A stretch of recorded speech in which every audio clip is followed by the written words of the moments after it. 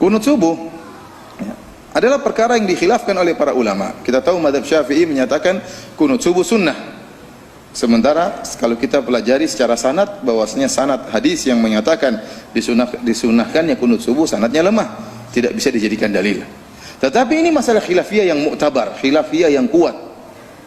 Maka kita boleh, berhak kita untuk menjelaskan bahwasanya ini pendapat tidak kuat, ya, meskipun dikatakan oleh Imam Syafi'i dan para pengikutnya, namun ini pendapat yang kuat, kunut subuh tidak ada. Kenapa? Karena dalilnya lemah.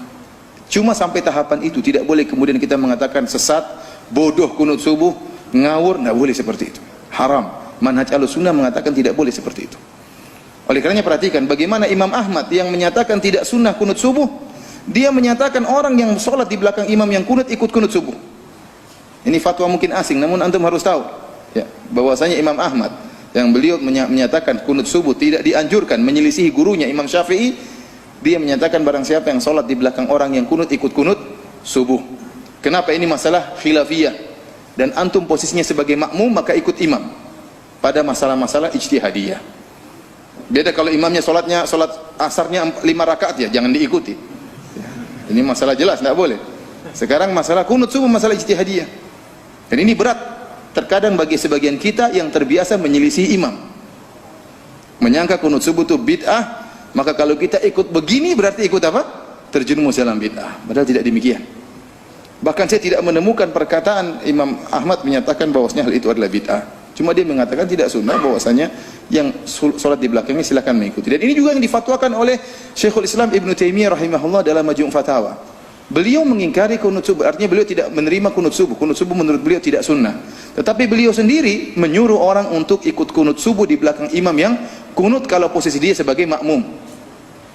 Demikian juga ini fatwanya Muhammad bin Shalih Al-Utsaimin rahimahullahu taala dalam kitabnya Syarhul Mumti'. Dia mengatakan bahwasanya orang yang jadi makmum di belakang imam yang kunut subuh, maka dia juga ikut kunut subuh. Yang kita sedihkan memang timbul dari dua belah pihak yang tidak paham. Dari pihak yang tidak mau kunut subuh dan dari pihak yang kunut subuh. Dari pihak yang kunut subuh menganggap kunut subuh seakan-akan kewajiban sholat.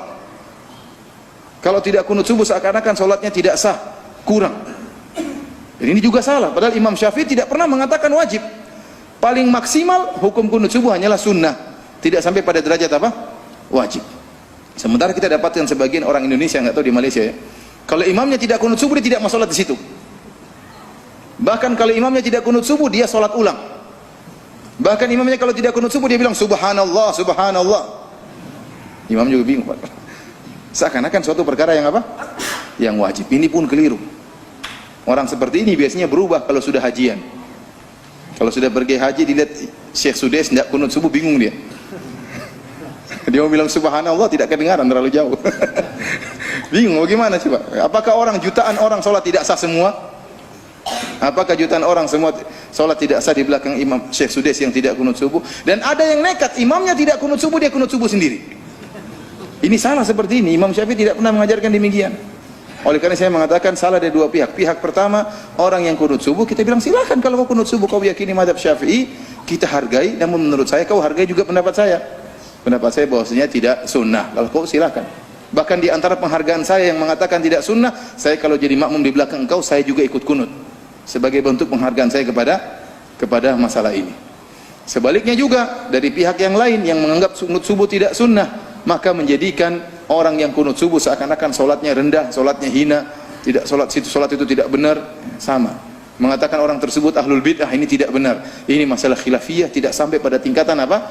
Bid'ah membid'ahkan. Barang siapa yang terjerumus pada bid'ah membid'ahkan dalam masalah kunut subuh, dia telah menyelisih manhaj Ahlus Sunnah. Tidak ada imam yang dia ikuti. Dia telah menyelisih manhaj Ahlus